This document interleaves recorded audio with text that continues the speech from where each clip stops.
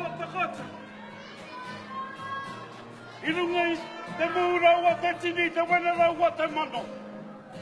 Ngā mōre hukra ua o Company B. O te rua te kaunga wan. E kororo pata. E koro Aubrey. Nei nā. Wako orua uri. Tēnei te mukanui atu. Tēnei te matau atu. Kia kaha. Kia maia.